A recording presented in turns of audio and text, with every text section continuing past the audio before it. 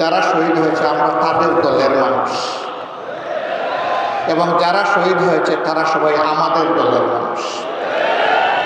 আমরা জামাতে ইসলামী হিসাবে আমাদের দল নয়, আমরা মানবজাতি হিসাবে আমাদের দল এবং মানবতাবাদী হিসাবে আমাদের দল।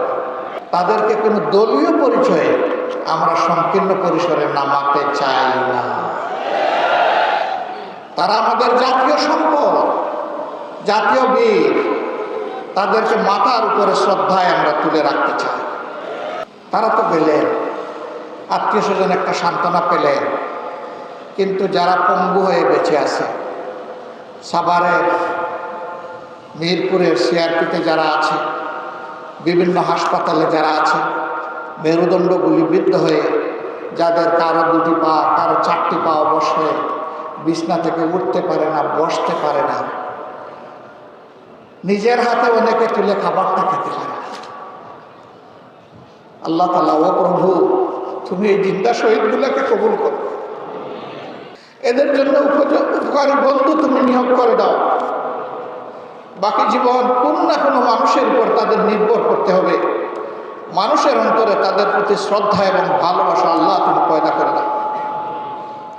এরা বন্ধু, আমাদের মানবিক জ্ঞান বলে। আল্লাহ তো মুর্দাকেও জিন্দা করতে পারেন, অসুস্থতায় সুস্থতার নিয়ামত দিতে পারেন, কিন্তু আমাদের মানবিক জ্ঞানকে বলে এরা আর কখনো জীবনে উঠে বসতে পারবে না, হাঁটতে পারবে না।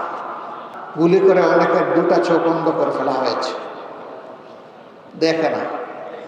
আল্লাহ চোখ দিয়েছিলেন তার সৃষ্টির সৌন্দর্য দেখা এবং তার শুকরিয়া আদায় করেছে, কিন্তু জালিমরা তাদের 2টি চোখ কেড়ে দিয়েছে।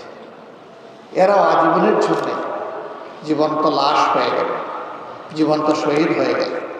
আল্লাহ এদেরও সঙ্গে হয়। আমি হাসপাতালে 8 তারিখেই আগস্ট মাসের ঢাকার বিভিন্ন হাসপাতালে আহত বন্ধুদেরকে দেখতে গিয়েছিলাম। তাদের বেডের পাশে বসে জিজ্ঞেস করেছি, কেমন আছো তুমি?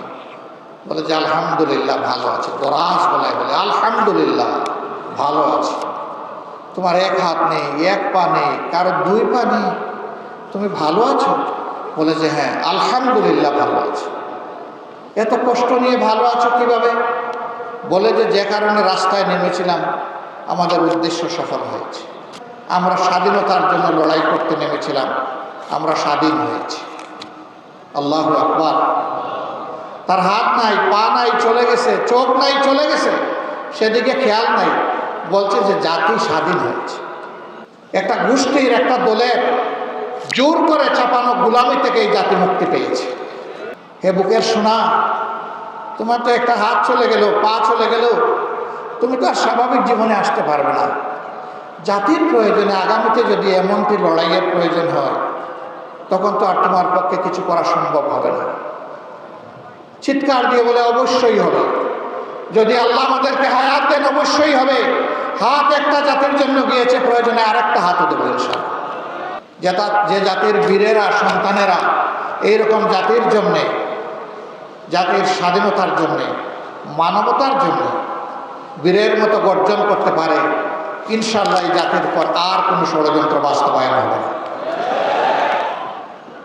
প্রিয় ভাইরা, 10 মাস শেষ সন্তান কোলে মা নেমে এসেছিলেন রাস্তায়। ঢাকার রাস্তায় সাংবাদিক বন্ধু প্রশ্ন করেছে, আপনি কি কাজ করেছেন? এই অবুঝ শিশুকে কোলে নিয়ে আপনি রাস্তায় এসেছেন, মুহুর্মুহু গুলি চলতেছে, একের পর এক শহীদ হয়ে যাচ্ছে, পঙ্গু হয়ে যাচ্ছে, রক্তের বন্যায় রাজপথ ভেসে যাচ্ছে, আপনি কেন এই অবুঝ শিশুকে নিয়ে রাস্তায় নেমে আসলেন? আমার এই মা জবাব দিয়েছিলেন, শিশু এই কুলে যেটা দেখছেন এইটাই আমার একমাত্র শিশু নয়।